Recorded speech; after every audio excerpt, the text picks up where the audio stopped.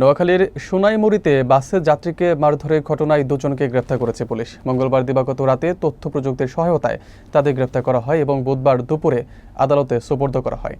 বিস্তারিত থাকছে ফখর উদ্দিনের প্রতিবেদনে।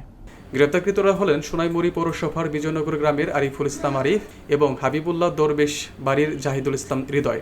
মারধরের শিকার যাত্রী তারিকুল ইসলাম ময়মনসিংহ জেলার ভরপুর গ্রামের নজরুল ইসলামের ছেলে। জানা যায়, গত 14 জুলাই রাতে ঢাকা থেকে নোয়াখালীগামী লাল সবুজ পরিবহনের একটি বাস সোনাইমুড়ির বাইপাস এলাকায় পৌঁছলে আরিফ হৃদয় সহ কয়েকজন মুখে মাস্ক পরে বাসে উঠে যাত্রী তারিকুলকে হেলমেট দিয়ে পিটিয়ে আহত করে এবং তার গুরুত্বপূর্ণ মালামাল ছিনিয়ে নেয়। ঘটনার ভিডিও সামাজিক যোগাযোগ মাধ্যমে ছড়িয়ে পড়লে ব্যাপক চাঞ্চল্যের সৃষ্টি হয়। সোনাইমুড়ি থানার ওসি মুর্শিদ আলম জানান, স্থানীয় এক আওয়ামী লীগ নেতার অনুসারী এক ব্যক্তির সঙ্গে তারিকুলের চেহারা মিল থাকায় ভুল করে তাকে মারধর করা হয়। এই ঘটনায় মামলা দায়ের হলে পুলিশ দ্রুত অভিযুক্তদের গ্রেপ্তার করে।